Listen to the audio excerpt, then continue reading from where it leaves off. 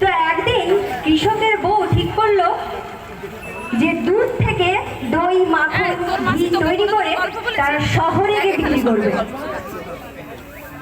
তো কৃষককে তার স্ত্রী প্রতিদিন দুধ দই ঘি মাখন তৈরি করে দিত, আর কৃষক সেগুলো নিয়ে শহরে যেত আর নির্দিষ্ট একটা দোকানে বিক্রি করত। তো এইভাবে প্রতিদিন চলে। কিন্তু একদিন বিক্রেতা একটু সন্দেহ করলো, ভাবলো প্রতিদিন কি একই রকম 1 কেজি করে মাখন দেয়। তো পরের দিন আবার এসছে কৃষক, মাখন নিয়ে 1 কেজি করে দিয়েছে। তো দোকানদার কি করেছে, ওজন করছে। এবার যখন যেই ওজন করেছে দেখছে 1 কেজি নেই, মাত্র 900 গ্রাম আছে। দোকানদার তো রেগে আগুন, বলছে হ্যাঁ আমার সঙ্গে বেইমানি করা, আসুক বেটা কাল। পরের দিন আবার কৃষক এসছে মাখন নিয়ে। তখন দোকানদার বলছে দূর হয়ে যাও, আমি কোনো বেইমানের সঙ্গে আর কেনাবেচা করবো না, ব্যবসা করবো না, দূর হয়ে যাও। তখন কৃষক বলছে ক্ষমা করবেন মহাশয়, এত রেগে যাচ্ছেন কেন?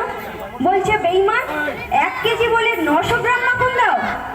তখন কৃষক অনুরোধ করছে রাখবেন না মহাশয়, আসলে কি বলুন তো, আমার বাটখেরা কেনার মতো পয়সা নেই দাড়িপাল্লার।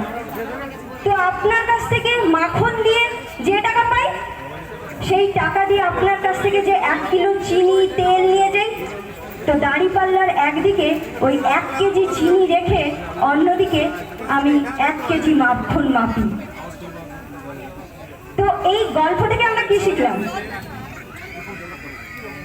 কেউ বলতে পারবে? হ্যাঁ বলুন না। এই গল্প থেকে আমরা এটাই শিখলাম, আমরা অপরকে যা দিব তাই আমরা পাবো, সে ভালোবাসা হোক, ঘৃণা হোক আর সম্মান হোক, তাই তো? তো আজকে আমি মনে করছি এই অনুষ্ঠানের পর অনেক ভালোবাসা আপনাদের কাছ থেকে নিয়ে যাবো তো। একটা জোরে একটা হাততালি হবে, এত সুন্দর